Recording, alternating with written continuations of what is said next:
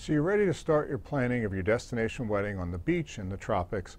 And now one of the first things you have to decide is, do you want to host at an all-inclusive resort or do you want to host at a non-all-inclusive resort? In this video, I'm going to go over a couple hints and tips on making that choice for you so you can find the right options for you and your wedding.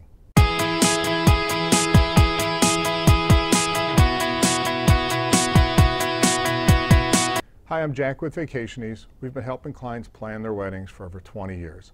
Feel free to subscribe right here, and you'll see my videos, which I post new videos every Tuesday. So first, let's look at a non-all-inclusive resort that is called an EP resort, European plan. So basically that means the only thing that is included is the room. No meals, no nothing else. So let me go over some of the positives or pros of choosing a non-all-inclusive resort. First of all, it's cheaper. That's right off the bat. You're going to pay by the room per night. But again, nothing is going to be included.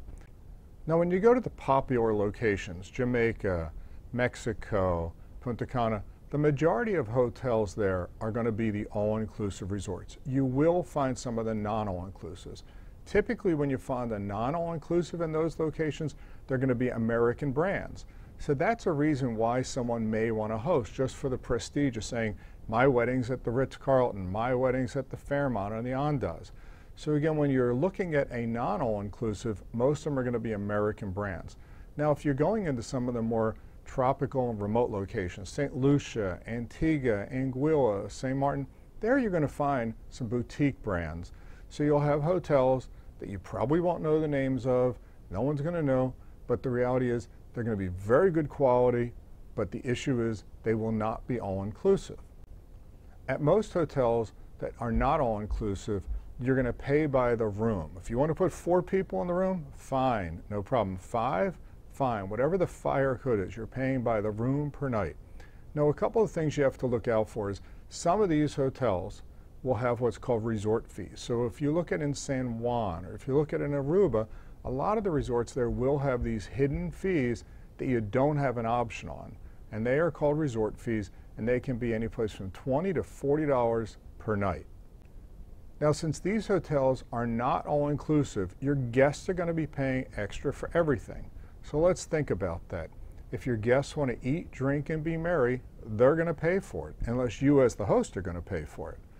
But let's look at some of the costs. I mean, if you're in San Juan, if you're in Aruba, breakfast every morning at the hotel, if people want to go to the buffet, is going to be between $30 and $40 per person at the buffet. All the hotels will have little coffee shops. What we find is if you just want a fresh yogurt, maybe some fresh fruit, you'll spend $10 to $20 on that. So even though you're in a country you think is going to be inexpensive, if you're staying at a well-known hotel, it's going to be expensive to have a meal at that hotel. Now, going back to the food and the expense, the same is true for every other meal. If you're staying at a hotel that is in a remote location in the middle of the beach, beautiful tropical area, the only restaurants you're really going to have a choice of are the restaurants at the beach. So in essence, they got you. They're going to charge you whatever they want. So we have seen steak dinners, $80 at some of these hotels. Chicken sandwiches by the pool for $25 plus 16% tax plus 23% service charge. So just know that if you choose to do a non-all-inclusive resort that's in a remote location, you're going to be stuck at the hotel and paying whatever they want. Now, if you're in a hotel that's like in Aruba or San Juan, where it's in the Condado section, and you can go out the hotel and walk along a main strip and you'll have many restaurants. You may have TGI Fridays, you may have other American brands or local restaurants, then you pay more reasonable prices, but you have to think about, are your guests going to be willing to leave the security and the comfort of their host hotel and walk down the street to a shopping center or a little strip center and have a meal at a local restaurant? One of the other things that typically is not included at a non-all-inclusive hotel is going to be the activities. So if your guests are active people and they want to take a kayak out during the day or attend a yoga class or maybe do a cooking class, at most of the non-all-inclusive hotels, those things will be extra. What we see is if you want to take a kayak or a sailboat out, it can be $50 to $100 per hour. They may have rafts and they may rent you the snorkel equipment. So again, these are little things that potentially get up if you're not staying at an all-inclusive hotel. Now, I would say that the non-all-inclusive, the European plan hotels, the ones that we tend to work with tend to be 5- and 6-star resorts. They tend to be calmer because they don't have these full activity schedules. Sometimes there are large corporate events there, so that you may be empty during the day because people are in meetings all day, so you have plenty of room by the pool. The other things that you're going to find is, again, it's just going to add up. Nickel and dimed is what we've been told by clients. Every time you turn around, you're paying, so that the thing that you really regret is the day to go to check out, you have buyer's remorse. You see this bill that comes in that has everything that you charged to your room during your 3 or 4 night stay. So at the end of the day, yes, the room may be less to stay at the hotel, but you may be spending on everything you do during the stay. Now, in terms of the wedding events, the majority of these hotels will not have any free packages. So we don't see free wedding ceremonies typically. We don't see any free receptions. We don't see any free cocktail hours. You're not going to get the perks that you will get at an all-inclusive hotel. Really, in summary, I think that we find with our clients is we do have a small group of clients that want that branded, the Ritz-Carlton, the Hyatt, a Hilton, just a prestigious U.S. brand that they want, and they want that for their wedding, or in places that don't have all-inclusive hotels, Bermuda, Barbados, that we find that the boutique hotels that people are interested in are not all-inclusive, so you may not have a choice. I think the thing is, if you're going to make the choice to do a non-all-inclusive hotel, you want to look at where it's located, the pricing within the hotel, so you can almost put together an all-inclusive packages of meals, so you have a sense of, are you really going to be taxing your guests heavily on the expenses once they get there? Okay, so let's look at all-inclusive hotels. And I'm going to be upfront with you, the majority of our clients choose an all-inclusive resort. It just is easier for everybody. Once you pay one price, there's no class system, everybody can do whatever they want, no one's worrying about who's buying drinks. So we just find that while we may talk to a lot of people about non-all-inclusive hotels, at the end of the day, the majority of our clients will choose the all-inclusive. So let's go with some of the things I think are a benefit of an all-inclusive. Again, you pay one price for the 3 to 4 or 5 day stay, and everything is included. What is everything? Your meals. Most of the resorts we tend to work with will have anywhere between 5 to 15 restaurants and bars, so there's a lot of options. The tipping is going to be included. The alcohol is going to be included. So again, once your guests pay to be there, everything should be relatively included, other than maybe the spa and an excursion, and if they want to buy something at the gift shop. One of the other benefits of an all-inclusive resort is they can keep everybody busy for no additional expense. Most of the resorts are going to have full activity schedules day and night. From 7 in the morning, a morning yoga or a 5K run.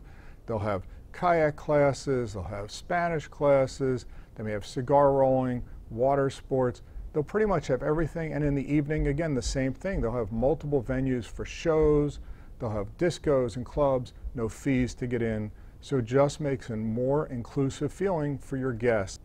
So the nice thing is that your guests will have paid to come to the resort, but once they get there, they really shouldn't be taking a lot of money out of their pocket for being nickel and dimed and spending money left and right and signing for things and having that bill come to the room with all the expenses. The other benefit with an all-inclusive from your side as the host is the resorts will primarily give you free wedding packages. Yes, they'll give you free ceremonies, depending upon which resort you choose with your travel professional, hopefully us at Vacationies.